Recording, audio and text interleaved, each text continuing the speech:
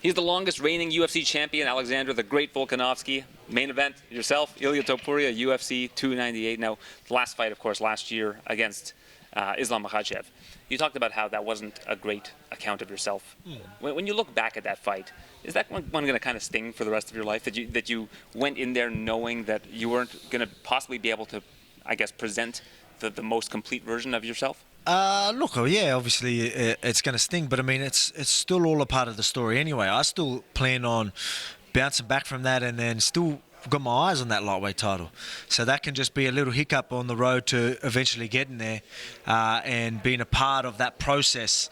You know what I mean? So I feel like it could still be a positive in the end. I think it was a positive definitely for this camp because it got me fired up and ready to go. So, you know, I think it's going to end up being a positive. I don't think I'm going to look at it too bad because I believe I get that belt eventually anyway. One thing that I think is good about that loss is that it brings out more of the doubters. And I know you love having the doubters. In fact, I learned recently when you first walked into your gym, you were doubted immediately. As somebody said, this guy, something along those lines. And I think you said you never saw that guy again? Yeah. After I grappled with him. So, yeah, he said that. He goes, what are you doing here? You get smashed. Grappled him the next day and never seen him in the gym again. So doubters are fueling. I mean, always. I mean, even when I played rugby league, I remember I've always been on this tour and I was playing the position that was all the biggest guys on the field. That was the position I played. So I had these guys like, you know, would be laughing, giggling. He's like, yeah, that's their front rower. And then I've just been proving people wrong forever. And I thrive in their moments. And that's the case this time, you know what I mean? So it's not really. Obviously, there's a lot of people that, you know, backing me to go out there and get the job done. But, I mean, there's still a lot of people like, you know, because of the questions, after the last fight, age, you know what I mean? So it's good. It's just, it adds to the fight. And, you know, adds to my story, which is the best part. And he's playing it perfectly. And that's your fuel, right? But do you feel like his fuel is acting like he's already the greatest? Like he seems like he's walking around like, you know, he's already one of the best of all time. I think, look, man, I think he's just, you know, he's just playing the game really well. You know what I mean? He does have a lot of hype around him because he's doing things right. He's doing things, you know, it's not the route I would choose to go. That's the route he wants to go. Obviously, it can go really good or it can go really bad when you're going to play that confident guy. Because, you know, you're obviously digging yourself a big grave when you start acting like that. And, you know, things aren't going to go to plan. So it's, you know, he's going to definitely feel that after that. But, I mean, good on him because he's game. You know what I mean? You've got to be game to do that. And he's playing that part. Good on him. It's NBA All-Star Weekend. And one Canadian that I'm curious about, I mean, I'm here. But I'm wondering if Jamal Murray's coming. This is a guy who's come and trained with you in Australia. I think he might have the weekend off. Is he coming to check out your fight? Well, he should be in there, but I mean, you know, all-star. But yeah, I think he might come past. So we'll see. So yeah, I was chatting to him, so he might come past for the fight. Yeah. How'd that relationship come about with yourself and Jamal? Just the start at. Like he was in Australia doing a bit of a tour, and he's a massive fan of UFC. And then, you know, someone said, "Oh, you want to meet Alex?" He goes, "Oh, yeah, for sure." So he come down and did a session, and we shot some hoops, and been mates since. Has he come and trained for a longer period of time with you? Yeah, he come the same time the following year, around the same time. But he trained with us like 4 days in a row. Like, you know, he come in and like he had to do things in Sydney, then he'll travel down and get a session in. He did that a few days in a row. So yeah, he loves it, and he's quite good at it. He's obviously very coordinated and athletic. Yeah, what's it like rolling with somebody like that? I mean, he's a big guy, especially compared to yourself, right? Exactly, he's 6'6", 6'7". Well, yeah, he's a point guard, so he's used to bigger people than what he does. But compared to me, he's a monster. But yeah, he's good. Like I said, he's athletic. You know, and he's obviously got great body awareness. So when we're grappling and that, obviously I'm going to have the advantage with technique and things like that. But he still made it hard because he still would know enough to make things difficult. You saw me earlier in the hall, and you said, "Hey, stat man." You like the stats that I've been presenting to you this week. So yes. One of which, of course, was that younger fighters in featherweight championship fights are 15-6 in those fights. It would have been 15-1 if I wasn't around. 14-1 because you did beat the zombie. He was okay. Oh, so 14-1.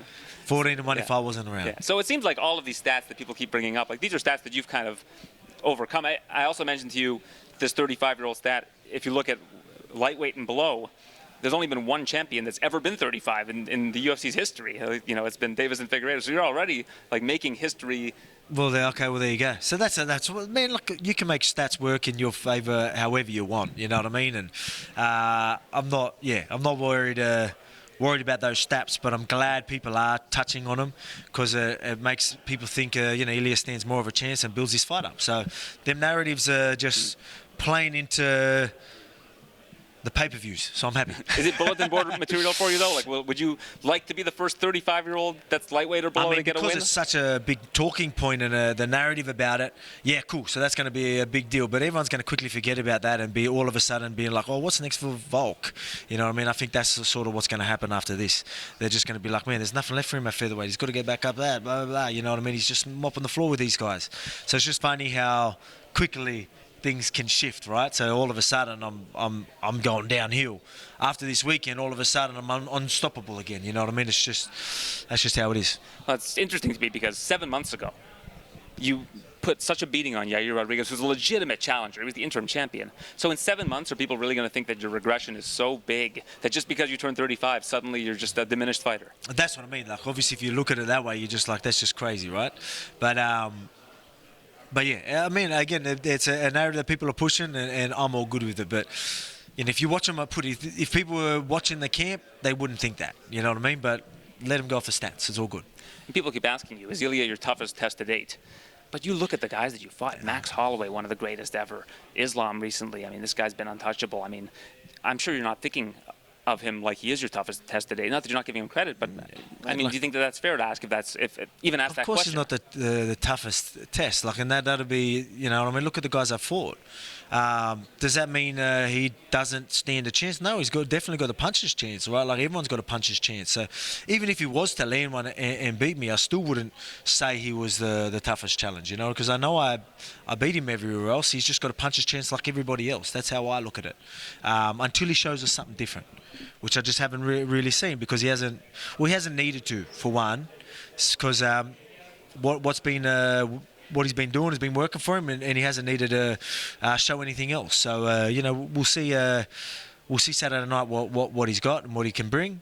But again, he's got a big test ahead of him, obviously, where with me being champ and me being the fighter I am, the resilience, the durability, the fight IQ, the cardio, the power, the strength. Like, there's so many things that he is, he hasn't even seen some fighters with some of these things, and now he's fighting someone with all of it. All of it, no matter where you want to, no matter how you want to look at a fighter, how you want to look at it, whether it's cardio, whether it's striking, whatever aspect you want to look at it, you can't say I'm right up there. Like, I'm up there in absolutely every way you could look at a fight. I believe so. You know what I mean? And I don't think there's anything there that you could sit there and say that, oh, he's not good here or he's not good there. Like, but anyway.